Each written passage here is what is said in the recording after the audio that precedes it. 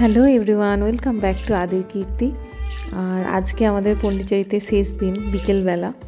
তো সারা দিন ম্যানগ্রোভের জঙ্গল, প্যারাডাইস বিচ এসব ঘুরে এসে আমরা ভাবলাম ফ্রেঞ্চ কলোনিতে একটু ঘুরি, দেন একটা ফ্রেঞ্চ ক্যাফেতে খেতে যাব, কারণ এখানকার ফ্রেঞ্চ ক্যাফেগুলো খুব ফেমাস।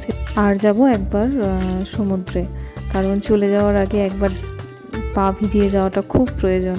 আবার কবে আসবো না আসবো সেটা কোনো ঠিক নেই। এই বিচ রোডে কিন্তু অনেক রকমের খাবার দাবার বিক্রি হচ্ছে, ভুট্টা, তারপরে ছোলা সেদ্ধ বা ঝালমুড়ি টাইপের অনেক রকমের, মানে আপনি চাইলে এখান থেকে নানা রকমের চাট ফাটও খেতে পারেন আর কি। আর এখানে রাস্তাটায় যেহেতু কোনো রকম গাড়ি ঘোড়া নেই, সেহেতু ওই প্যাঁপু ওইসবের কোনো ব্যাপার নেই।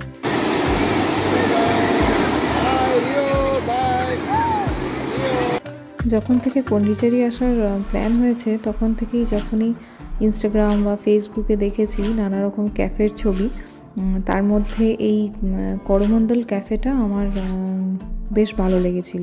তো আজকে আমরা সেই কারণে করমণ্ডল ক্যাফেতেই এসেছি।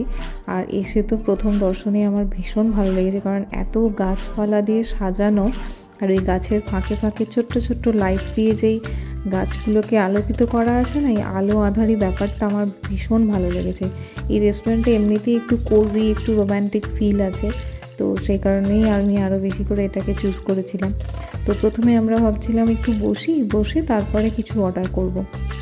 তারপরে সামনে দেখতে পেলাম যে অনেক ধরনের কেক টেক বা পেস্ট্রি সাজানো আছে, তো সেই কারণে আমরা প্রথমে এখানে এলাম যে এগুলো একটু দেখে যাই কেমন কি ব্যাপার, এগুলো দেখে গিয়ে তারপরে বসে অর্ডার করব। তো সেই মতো আমরা একটা টেবিলে বসেছি। এখানে চেয়ার টেবিলগুলোও বেশ সুন্দর, মানে পাথরের টেবিল আর কি। তো বসে আমরা অর্ডার করেছি একটা হট চকলেট আর একটা চিজ কেক। তো দেখা যাক কেমন হয়। আমরা তো ভীষণ এক্সাইটেড, কারণ আমি চিজ কেক কোনো দিন খাইনি, হট চকলেটও খাইনি। তো আদিও তাই, আদি এই বেলুনটা ওই বিচ রোডে কিনেছে, সেটা নিয়েও ভীষণ এক্সাইটেড, মানে বেলুন হাত থেকে ছাড়বে না। আর আমরা যেহেতু বাইরে বসেছি না, এখানে বড় বড় ফ্যান দেওয়া আছে, আপনি চাইলে ওই স্ট্যান্ড ফ্যানগুলো চালিয়ে দিতে বলতে পারেন, ওরা চালিয়ে দেবে। আর ভেতরে, মানে রেস্টুরেন্টের ভেতরেও কিন্তু বসার জায়গা আছে, ওখানেও ফাইন ডাইন রেস্টুরেন্ট, আপনি চাইলে গিয়ে বসে খেতে পারেন। আর এই রেস্টুরেন্টটাতে বা এখানকার অনেক রেস্টুরেন্টেই অ্যালকোহল কনজিউম অ্যালাউ আছে, মানে আপনি চাইলে অ্যালকোহল কিনে খেতে পারেন, বা ককটেল বা নানা রকমের চিজ কেক, অনেক কিছু আছে। তো আমরা তার জন্য চিজ কেকটাই অর্ডার করেছিলাম। চিজ কেকটা দেখে তো আমার দারুণ লেগেছে। আদি প্রথমেই চাইছিল নিজে কেটে খাবে, তো ওকে আমি কাটতে দিইনি, কারণ ওর হাতের তো কোনো বশ নেই, পড়ে টরে যেতে পারে।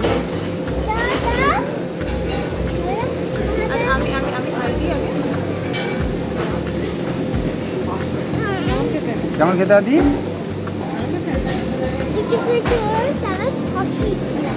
কফিটাও খাবে তুমি? কফি না হয়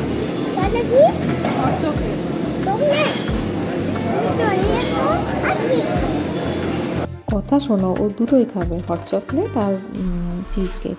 যাই হোক, হট চকলেটটার দাম ছিল 120 টাকা মতো, আর কেকটার দাম ছিল 300 বা 350 এরকম।